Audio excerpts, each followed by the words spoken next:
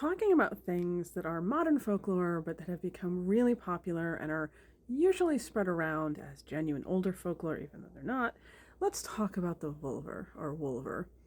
Um, so, you will find on a lot of websites and pages on social media and accounts and things like that discussion of the Wulver.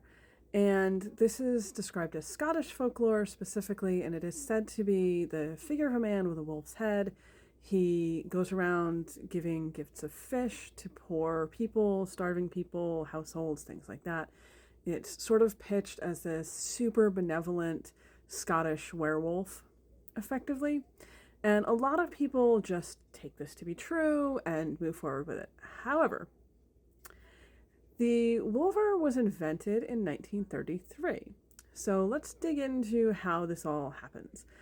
In the late 19th century, 1890s, a scholar in the Faroe Islands named Jakob Jakobsson wrote about how he had noticed in the Shetland Islands there were a lot of place names that incorporated the word wool, W-U-L, and effectively and correctly argued that these were based on the Older Norse word alf, meaning elf, because in the Shetlands, that accented A was often turned into a W-O in names and place names and things like that.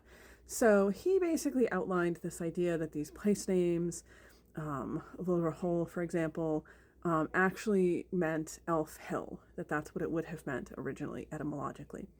And scholars don't disagree with this. Everyone kind of understands that that is in fact what happened. Now, in 1933, a folklorist came along named Jessie Saxonby, and she pictured the Wulver very differently. She did not like this idea that it came from the word elf or fairy, which translates sometimes as fairy. So she created instead, based on the sound wolf, Wulver, that this must be connected to wolves in some way. She imagined it as this very fanciful human figure with a wolf head. She completely created from her own imagination this idea that they hand out fish to people, that they're benevolent.